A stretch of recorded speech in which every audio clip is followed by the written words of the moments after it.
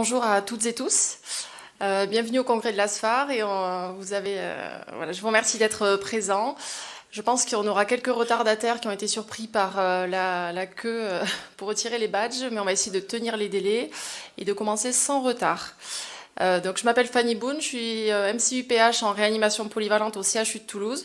J'ai la chance de modérer cette session sur l'échocardiographie en réanimation et nous allons commencer avec Cyril Nafati sur la place du speckle tracking ou strain pour évaluer la fonction contractile du myocarde. Je vous remercie. Bonjour, merci de cette présentation.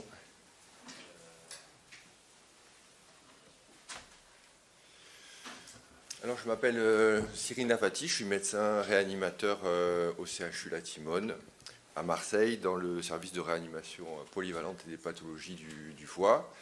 Donc c'est un sujet qui me plaît particulièrement puisque j'ai commencé à utiliser ces techniques il y a à peu près plus de 10 ans de ça, en 2012-2013. Je remercie le comité de l'ASFAR d'avoir pensé à moi pour présenter ce sujet. Donc quelle est la place du speckle tracking pour évaluer la fonction contractile myocardique ? Quand on parle de fonction contractile, on parle forcément de fonction systolique. Et si on regarde la pyramide des connaissances que doit avoir un anesthésiste réanimateur qui fait de l'échographie cardiaque, on voit que l'évaluation de la fonction systolique, c'est un niveau 2. Donc c'est quelque chose à connaître, même si on ne fait pas au quotidien ces techniques de speckle tracking, c'est quelque chose qu'il faut connaître parce que vous allez voir qu'en cardiologie, ça a été quand même une révolution sur l'évaluation de la fonction systolique. Donc c'est quelque chose vraiment à connaître. La fonction systolique, c'est très particulier au niveau du cœur et c'est très complexe. Et la complexité de cette fonction systolique vient déjà une première fois de son architecture, de l'architecture myocardique, avec plusieurs types de fibres. On a des fibres longitudinales sous-endocardiques qui sont arrangées en hélice dextrogire, des fibres longitudinales sous-épicardiques qui sont arrangées en hélice lévogire, et les deux en fait se croisent avec un angle à 90 degrés, et au centre on a en fait des fibres circulaires.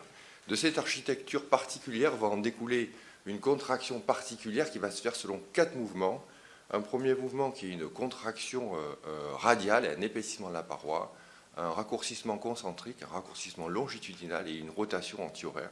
Donc dans la contraction myocardique, il y a 4 mouvements pour aboutir à notre fraction d'éjection systolique. Il existe encore une complexité supplémentaire, c'est que la contraction de ces fibres n'est pas synchrone, et notamment les fibres longitudinales. On a une contraction des fibres longitudinales sous-endocardiques qui commence dès la phase de contraction isovolumétrique, ici. Par la suite, la contraction de toutes les autres fibres, et à la fin de l'éjection, lors de la fermeture de la valve aortique, on a la persistance des contractions des fibres longitudinales sous-épicardiques. Donc on voit que sur les fibres longitudinales, on a quand même une contraction qui va être quasiment, si j'ose dire, systolo-diastolique, puisqu'elle commence de la contraction isovolumétrique et elle va à la fin de la relaxation isovolumétrique. Et un dernier truc aussi à savoir, c'est que quand on fait de l'évaluation de la fonction systolique, on ne peut faire que, en fait, on évalue que la fonction systolique, c'est-à-dire qu'on évalue un triptyque. On n'évalue pas seulement la fonction contractile.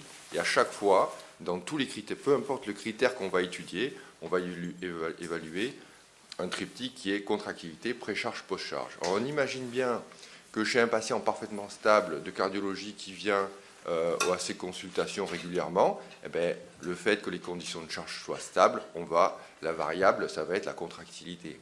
Mais chez nos patients, en péropératoire ou en réanimation, qui ont souvent des conditions de charge difficiles, des hémodynamiques difficiles, le paramètre que l'on va mesurer, peu importe le critère qu'on utilisera, sera quand même fonction de ces trois critères.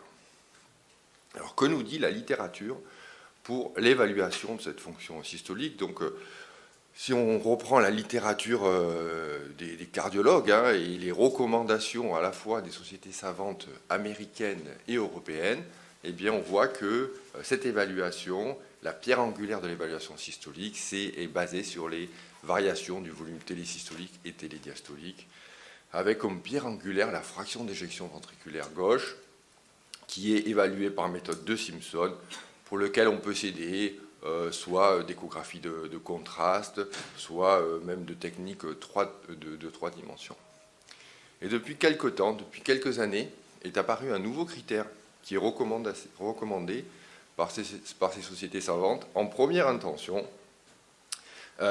donc qui a réalisé chez tous les patients et systématiquement dans le suivi, qui est ce critère de déformation longitudinale ventriculaire qu'on appelle le Global Longitudinal Strain par une technique particulière qu'on appelle la technique Spiegel Tracking. Donc c'est quelque chose qui est devenu indispensable en cardiologie.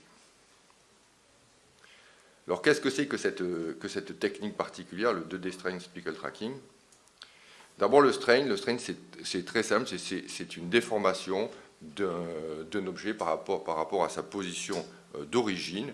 Donc ici vous avez l'objet qui va se déformer, ici va se contracter, et le strain c'est L moins L0 sur L0 en pourcentage. Donc c'est un pourcentage de déformation. Dans ce cas-là, on a une contraction, donc ce sera un pourcentage qui va être négatif. Le strain rate, c'est uniquement sa dérivée par rapport au temps, c'est-à-dire c'est le temps que va mettre, c'est la vitesse à laquelle cette déformation va avoir lieu. Les techniques de Spiegel Tracking, c'est une technique qui est basée sur l'échographie 2 dimensions et en fait qui va reconnaître dans l'endocarde, mais ça existe dans tous les tissus en fait, des échos acoustiques particuliers qui sont reconnaissables, qu'on appelle des spiegels qui font à peu près entre 20 et 40 pixels, et on va pouvoir suivre en fait ces pixels dans le temps et dans l'espace. Donc le logiciel va faire le contourage de l'endocarde, le diviser en segments, et après suivre un peu l'évolution de ces pixels dans le temps et dans l'espace. Ici, par exemple, vous avez L0, et ici, vous avez L. Après, vous appliquez la formule, et vous avez le strain par Spiegel Tracking. Quelque chose de très important dans cette technique de Spiegel Tracking, c'est que comparativement aux techniques qu'on a l'habitude d'utiliser, qui sont des techniques Doppler, le point de référence dans une technique Doppler, c'est la sonde, et donc on comprend bien que si on n'est pas parfaitement aligné avec le point qu'on veut mesurer, dont on veut mesurer la vitesse, forcément on va faire des erreurs d'angle et forcément on va minorer la vitesse. Dans les techniques de Spiegel Tracking, en fait, chaque partie du myocarde est son propre point de référence, et de ce fait, on a plus des vecteurs transversaux et des vecteurs longitudinaux, ce qui fait qu'on ne peut pas faire d'erreur d'angle. Et ça, c'est quelque chose de majeur dans la reproductibilité de cette technique. Alors une fois qu'on a compris ça, qu'on a compris cette technique de Spiegel Tracking, on comprend bien qu'on va pouvoir en fait regarder les contractions myocardiques dans tous les sens. Hein. Donc on va pouvoir regarder la contraction longitudinale, la contraction circonférentielle, la contraction radiale et même le twist que je ne vous ai pas mis là. En pratique, ce qui est le plus étudié, parce que c'est ce qui est le plus en rapport avec la fonction ventriculaire gauche, c'est la contraction longitudinale. Les deux autres types de contractions, circonférentielle et radiale, sont beaucoup moins étudiées et beaucoup moins intéressantes. Elle est particulièrement intéressante, cette contraction longitudinale, parce que surtout, elle va représenter les fibres sous-endocardiques qui sont les premières à se contracter et qui sont les plus sensibles à la pathologie, à la pression et à l'ischémie. En pratique, comment on fait? C'est très simple. Hein. Donc il nous faut un enregistrement d'un ECG pour pouvoir se caler sur la télédiastole. Et après, on va réaliser des boucles sur 3 coupes. Donc une coupe 4 cavités, une coupe 2 cavités et une coupe 3 cavités. Il faut essayer d'avoir en fait une cadence image relativement importante, on va dire à peu près 60 Hz pour avoir une bonne définition. Et après, le logiciel, soit de façon automatique, soit de façon semi-automatique, va contourer l'endocarde, va diviser chacune de ces coupes en 6 segments et va regarder en fait la contraction segmentaire de ces 18 segments au total. Si on trouve que le tracking est de mauvaise qualité, on peut tout à fait manuellement rediriger le contourage de notre myocarde. Alors qu'est-ce qu'on va avoir comme résultat? Les premiers résultats qu'on va avoir, c'est ce qu'on appelle les courbes de déformation. Ici, donc, je vous ai représenté une courbe de déformation sur une coupe 4 cavités, où vous voyez donc ici toutes les courbes, et chaque couleur représente un segment. Donc au niveau des courbes, on a un premier pic de strain qui est positif ici, une première déformation positive. Elle correspond à la contraction isovolumétrique et à la contraction des fibres sous-endocardiques. Puis après, on a la contraction proprement dite, avec ici deux pics qui sont ici. On a ce qu'on appelle le pic de strain systolique, c'est la déformation maximum durant la systole, et après on a le pic de strain télésystolique qui est la déformation qui est mesurée au moment de la fermeture de la valve aortique. Et dans les recommandations, maintenant, pour harmoniser les résultats et les mesures entre les différents intervenants, etc., il est recommandé de mesurer le pic de strain télésystolique. Donc sur vos logiciels, sur vos machines, vous pouvez choisir pic de strain ou pic de strain télésystolique. Le mieux, c'est de choisir ce paramètre-là. De temps en temps, on peut avoir un pic de strain post-systolique. Et là, ça peut être évocateur de pathologie, et notamment d'ischémie. Et puis après, juste pour mémoire, ici, vous avez la relaxation. Et puis vous avez la déformation du halon de E, la déformation du halon de A. On peut aussi avoir un autre type de résultat, mais bon, qui tend actuellement à être abandonné parce que c'est beaucoup plus fastidieux à interpréter et à mesurer, qui sont les vitesses de déformation, les strain rates. Ici, je vous en ai représenté une, mais ce critère est complexe et il y a de moins en moins de littérature sur ce sujet. Ici, vous avez un premier pic de vitesse négative qui est la contraction isovolumétrique, et ici, en fait, vous avez ce qu'on appelle le strain rate systolique ici, qui est la vitesse de déformation au pic de strain. Les résultats globaux, ils vont être présentés comme ça, selon la représentation qui est dite de œil de bœuf, où vous avez un cadran dans lequel vous avez les 18 segments myocardiques et les contractions de chacun de ces segments myocardiques. Et puis le résultat qui nous intéresse, c'est le Global Longitudinal Strain, le GLS, qui est ici qui est à moins 20,5, donc qui est tout à fait normal. Alors, est-ce que c'est difficile à faire? Est-ce que c'est fastidieux? Honnêtement, moi, quand j'ai commencé, c'était hyper difficile à faire. Moi, je mettais plus d'une demi-heure pour réaliser une étude convenable, un tracking convenable de strain. On avait des problèmes de cadence image, de tracking. Et avec l'amélioration de la technologie et des machines, maintenant, c'est devenu quelque chose vraiment d'extrêmement simple et d'enfantin. Ici, par exemple, dans cette étude de Neghisi en 2017, qui s'intéressait donc à cette faisabilité chez 58 médecins cardiologues, avec qui étaient divisés en 4 groupes, des gens qui étaient des experts du strain et d'autres qui n'en avaient jamais fait. Et on regardait les coefficients de corrélation interclasses selon, par exemple, les écogénicités. On voyait que les coefficients de corrélation interclasse étaient excellents et étaient toujours significativement meilleurs que celui de la FEVG. Et quand on s'interrogeait, quand on regardait plus précisément ce qui se passait au niveau du Global Longitudinal Strain, on voyait que, bien sûr, quand on était expert, on avait des coefficients de variation qui étaient faibles et des écarts types et des moyennes faibles aussi, mais que même pour des gens qui n'en avaient jamais fait, on avait des résultats qui étaient tout à fait satisfaisants, qui étaient tout à fait interprétables. Donc vraiment, maintenant, c'est une technique qui est plus du tout une technique d'expert. La normalité, alors la normalité, elle va dépendre, le chiffre de Global Longitudinal Strain dépend de l'âge, du sexe et malheureusement de la machine. Il y a encore des différences entre les différents logiciels. Pour autant, on peut dire qu'un Global Longitudinal Strain à moins 20, plus ou moins 2, est un Global Longitudinal Strain qui est normal.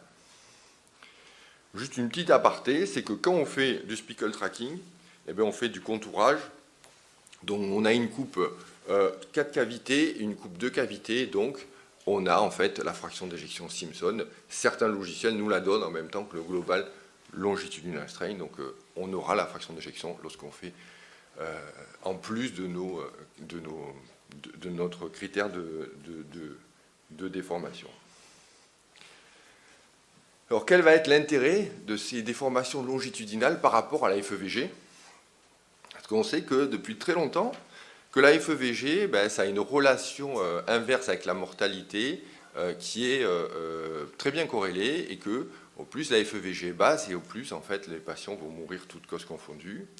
avec malheureusement, pour des FEVG qui tendent vers la normalité, qui sont supérieurs à 40%, plus du tout de corrélation et vraiment quelque chose d'extrêmement lâche. Pour ce qui est de ces critères longitudinaux, c'est absolument pas ça. Et en fait, quel que soit la FEVG, on va garder les critères pronostiques de cette mesure. Ici, dans cette étude, déjà, Stanton, en 2009, montrait que l'apport du Global Longitudinal Strain permettait de garder en fait la prédictivité de la mortalité toutes causes confondues, peu importe la fraction d'éjection, ou peu importe aussi le Wall Motion Score Index qu'ils avaient utilisé dans cette étude. Plus récemment, Park, en 2018, dans une étude prospective sur près de 4000 patients qui avaient une insuffisance cardiaque clinique, regardait la mortalité à 5 ans. Et quand on regarde ces courbes d'estimation de survie et qu'on échantillonne sur la fraction d'éjection ventriculaire, en fonction qu'elle soit réduite, modérée ou préservée, on voit qu'on a très peu de différence entre ces différentes fractions d'éjection, ces différents échantillons, et que même pour les fractions d'éjection modérées et conservées, on a des courbes qui se superposent, donc et des lograndes qui sont non significatives, donc pas de possibilité de prédire la mortalité. Si on fait la même chose, mais cette fois-ci on échantillonne sur les indices de déformation longitudinaux, donc on prend un GLS qui est conservé moyennement ABC et ABC, on voit là que quelles que soient les FEVG, qu'elles soient réduites, modérées ou préservées, à chaque fois on garde une discrimination et des logs grands qui sont très, très, très significatifs. Et sur les courbes de mortalité, il montrait que l'augmentation de 1% en valeur absolue de Global Longitudinal Strain entraînait une diminution de 5% de la mortalité. Une autre étude, là aussi, chez des patients qui en fait, ont fait un infarctus du myocarde et qui gardent une fraction d'éjection au-dessus de 40%. Et dans cette étude, il montrait que seul le GES permettait de prédire à la fois la mortalité, mais aussi le risque de réhospitalisation ou la survenue d'une insuffisance cardiaque. Ici, de façon plus modeste, une étude qu'on avait réalisée dans notre service, on avait réalisé une échographie de type avec la mesure de la déformation longitudinale chez tous les patients qui rentraient dans les 24 heures de leur admission. Et on avait montré que seul le Global Longitudinal Strain c'était le seul critère échographique qui était indépendant de mortalité, et avec une courbe Europe qui montrait un cutoff à moins 11%, avec une spécificité de 90%, de 85% et une sensibilité de 90%. Et donc on comprend bien que maintenant, quand on regarde un peu comment les cardiologues suivent en fait la fonction systolique, les choses ont beaucoup changé. Et ici, une représentation schématique que j'ai pris chez Potter en 2018 montre que maintenant, ce Global Longitudinal Strain, il est systématiquement soit associé à la FEVG, soit même certaines personnes disent qu'on peut suivre la fonction systolique uniquement sur l'évolution du Global Longitudinal Strain. Alors pourquoi cette supériorité par rapport à la FEVG ? Eh bien parce que ça ne mesure pas du tout la même chose. La FEVG, ça mesure une variation de volume, et le Global Longitudinal Strain, ça mesure en fait la contraction longitudinale dans l'ensemble des 18 segments myocardiques. Et cette contraction longitudinale est particulièrement importante. J'ai trouvé déjà des papiers anciens qui en parlaient déjà, donc en 1990. Elle est particulièrement importante parce qu'elle représente la contraction des fibres longitudinales sous-endocardiques, qui est la première à survenir lors de la contraction ventriculaire, et qui, en fait, est la plus sensible à toutes les pathologies, à l'ischémie, à la pression et aux différentes cardiopathies, que cette contraction longitudinale, en fait, elle est systolo-diastolique, puisqu'elle commence dès la contraction isovolumétrique et elle va aller jusqu'à la relaxation isovolumétrique, et elle soutient en fait toute l'architecture cardiaque. Et ça, c'est quand même quelque chose de majeur, et une évolution majeure, Parce que, par exemple, le terme de insuffisance cardiaque diastolique, c'est un terme qui est abandonné et qu'on ne peut plus dire, puisque ça n'existe pas, les insuffisances cardiaques diastoliques.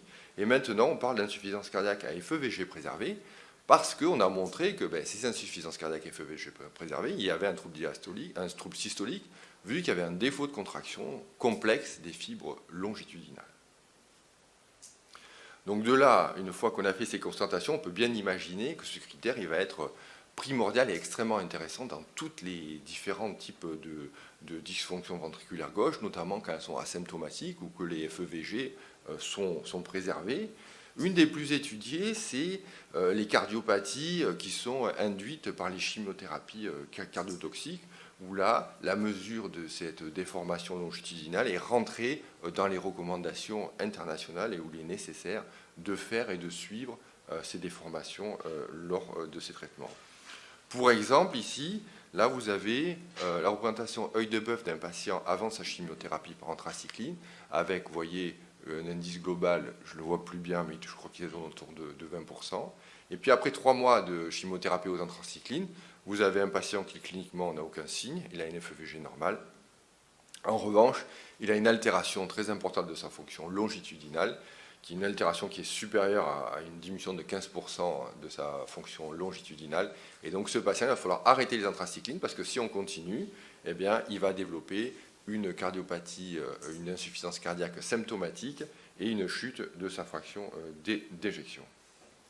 Alors, on va pouvoir décliner ça, je ne vais pas toutes les faire, mais dans toutes les cardiopathies, diabétiques, hypertensives, hypertrophiques.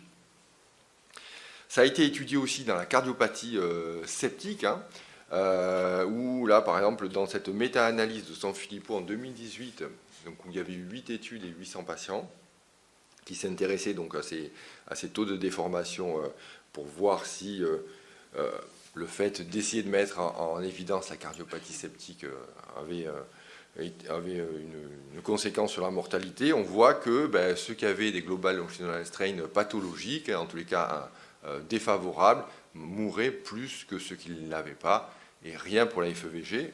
Alors là, c'est complexe parce que on peut imaginer aussi que chez les patients en état de choc septique, ce qu'on mesure, ce n'est pas que la contractilité, puisque là, on a des problèmes de conditions de charge, et que là, la baisse de notre fonction longitudinale est peut-être aussi due, pas que à la cardiopathie septique, mais aussi due en fait à des défauts de précharge et de post-charge, parce que c'est les patients particulièrement graves pour lesquels on n'a pas réussi à maîtriser les conditions de charge.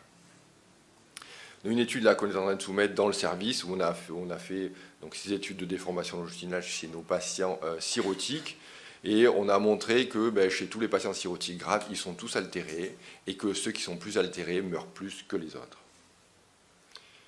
Dans la fonction ventriculaire systolique périopératoire en chirurgie cardiaque, lorsque la fraction d'éjection est préservée, c'est très intéressant dans tout ce qui est chirurgie valvulaire ou chirurgie de pontage aorto-coronarien, avec ici, dans cette étude de Kim, parue en 2018, qui s'intéressait aux patients qui avaient des fractions d'éjection préservées et chez qui on allait faire un remplacement valvulaire mitral. Et on voit qu'en fonction de leur déformation longitudinale préopératoire, on a les événements ou la mortalité, toutes causes confondues, qui va être très différent. Dans l'ischémie myocardique, c'est extrêmement intéressant aussi. Là, on va plus aller vers de l'étude segmentaire. Ça va être intéressant pour des critères diagnostiques et pour des critères pronostiques aussi. Ici, c'est un exemple que j'ai pris dans une revue de Auto en 2015, où vous avez un patient qui a une douleur atypique, qui a un ECG qui est normal. On lui fait une échographie 2D strain. Et vous voyez que là, en 4 cavités, pas de souci, en 3 cavités, pas de souci. Et puis en 2 cavités, ici, vous voyez qu'il y a des segments au niveau inférieur qui ont une diminution de leur déformation longitudinale avec un pic post-systolique, c'est-à-dire une déformation maximum qui apparaît après la fermeture de la valve aortique, qui est très, très évocateur d'une ischémie myocardique. Et quand ils font l'angiographie, on trouve une lésion subtotale de la coronaire droite. Ici aussi, chez un patient qui a fait en fait une sténose de l'IVA où il y a eu une dilatation, on regarde, on lui fait une échographie strain, Et on va regarder ici sur cette coupe de cavité, donc chaque couleur représente un segment. Vous voyez qu'en jaune, le segment se contracte normalement. Et puis après, ici, vous avez des segments où vous allez avoir des défauts de déformation avec des pics qui sont post-systoliques. Et ici, même en haut, sur le segment violet, qui représente ici complètement une akinésie, c'est-à-dire que le segment, en fait, il suit juste le mouvement des autres segments et il a même une déformation qui est positive. Donc au niveau pronostic, eh bien, ces segments-là, ici, ils vont très probablement récupérer. Celui-là, bleu-vert, peut-être que oui, le bleu, non. Et quant au violet, il ne récupérera pas quoi qu'il se passe. Donc ça a quand même un intérêt pronostic. Un autre exemple, par exemple, sur la mésose cardiaque, où on peut avoir un intérêt diagnostique, par exemple, le diagnostic différentiel avec une cardiomyopathie hypertrophique. Vous voyez que sur la globalité de la contraction longitudinale, je crois, voilà, c'est à peu près pareil. Par contre, ici, sur la mélose cardiaque, on va avoir quelque chose d'extrêmement typique, avec des défauts de contraction longitudinale aux bases, avec un apex qui est préservé. Et on va pouvoir faire donc le diagnostic différentiel dans ces deux types de cardiomyopathie. Alors ici, c'est pour représenter un petit peu que ces techniques de déformation longitudinale, ça envahit tous les aspects de la cardiologie. Donc ce schéma reprend un peu tout ce que je vous ai dit, avec des implications à la fois diagnostiques, à la fois thérapeutiques et pronostiques de ces indices de déformation longitudinaux. Alors les limites, les plus grosses limites pour nous, c'est que comme tous les critères, c'est précharge dépendant. Et ici, une étude qu'on avait réalisée dans le service, où on avait sélectionné les patients qui étaient précharge dépendants. On leur a fait une étude du Global Longitudinal Strain. On avait corrigé la précharge dépendance telle qu'il se doit. On avait refait le Global Longitudinal Strain et on était passé de strains pathologiques à des strains physiologiques uniquement en corrigeant les conditions de charge. Donc, c'est une technique qui est dépendante des conditions de charge, mais comme 100% des critères qui évaluent la fonction systolique. Une grosse limite aussi, c'est la qualité du 2D est primordiale dans le Global Longitudinal Strain. Et chez nos patients qui sont ventilés, qui sont en décubitus dorsal et qu'on ne peut pas mettre en décubitus latéral gauche, de temps en temps, c'est difficile de faire des coupes 2 et 3 cavités, il faut l'avouer. Il y a des variations entre les différents logiciels. Puis après, c'est le chiffre que l'on a, c'est le cut-off. C'est-à-dire que pour le moment, oui, on sait, si on a ces indices de déformation longitudinaux qui sont altérés, que quelque chose ne va pas dans sa fonction systolique, mais nous qui sommes des spécialités de l'immédiateté, en réa ou au bloc opératoire, eh bien, pour le moment, ce chiffre, on a du mal à lui trouver une application clinique. Donc en conclusion, je pense que vous l'avez vu, c'est devenu quelque chose qui est indispensable à la cardiologie. Ça a révolutionné l'évaluation de la fonction systolique et c'est recommandé en première intention dans le suivi. Quelque chose à savoir, c'est que c'est très facile d'accès maintenant, et donc c'est plus une technique d'expert, tout le monde peut en faire. Il va y avoir des évolutions, après ça peut être déclinable. Ces techniques de speckle tracking, on peut regarder à peu près la déformation de tout, donc on peut faire d'autres types de manipulations. Par mon ami Laurent Seliskevich, il s'en sert pour regarder le glissement pleural en échographie pleurale. Mais la place dans notre spécialité, pour l'instant, elle n'est pas bien définie, elle reste à préciser. Je vous remercie.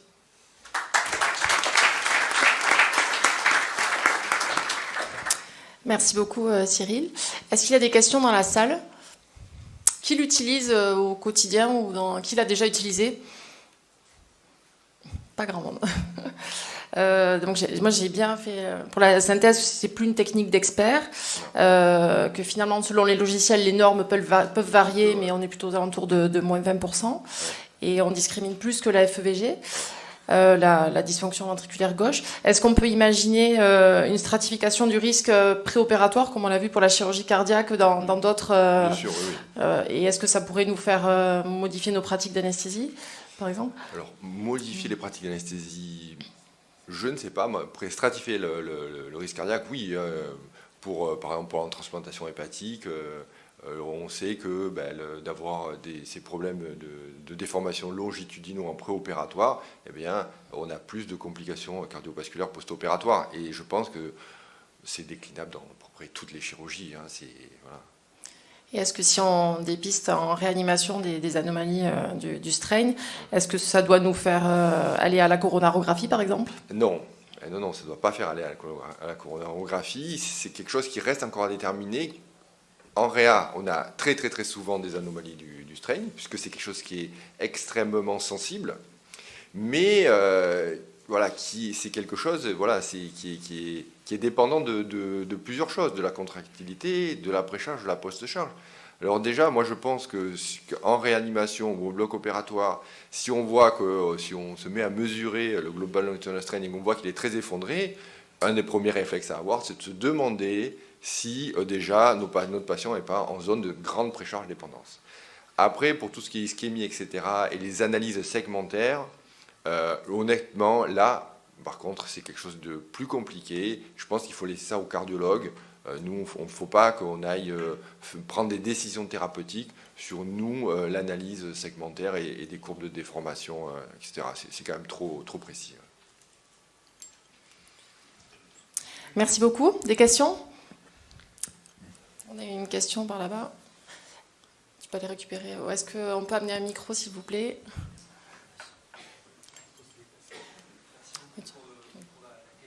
Oui, bonjour. J'ai une petite question. Est-ce que pour traiter les ongles, l'évaluation, est-ce qu'il y a un intérêt dans l'utilisation dans un patient coronarien pour la chirurgie non cardiaque?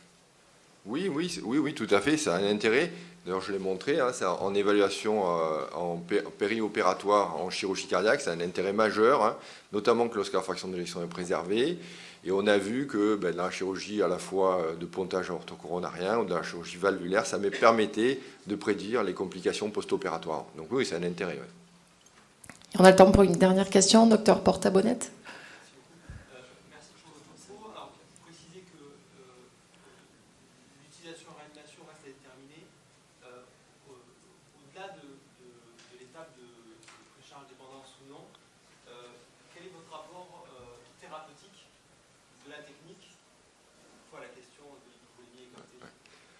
En réanimation, honnêtement, aucun. Est-ce que vous dégagez des indications d'inotrope? Non. C'est pour ça que vraiment, je précise bien que c'est des techniques où dans notre spécialité, il reste encore beaucoup de choses à faire et je ne pense pas qu'il faille le faire. Il ne faut pas mettre des inotropes, etc. sur un strain pathologique. On est plus, pour nous, toujours dans le domaine de la recherche que dans le domaine de la pratique. Mais on voit que tout ce qu'on fait, nous, en échographie cardiaque, ça découle de ce qui s'est passé chez les cardiologues. Et s'il y a eu une telle révolution chez les cardiologues, à coup sûr, à un moment donné, ça va nous arriver dessus et on va comprendre des choses, etc. Pour le moment, on constate, c'est super, et en plus c'est très intéressant au niveau physiopathologique, mais il ne faut pas en tirer de conclusion ou faire la moindre démarche thérapeutique. Il faut rester avec nos techniques classiques. Merci beaucoup.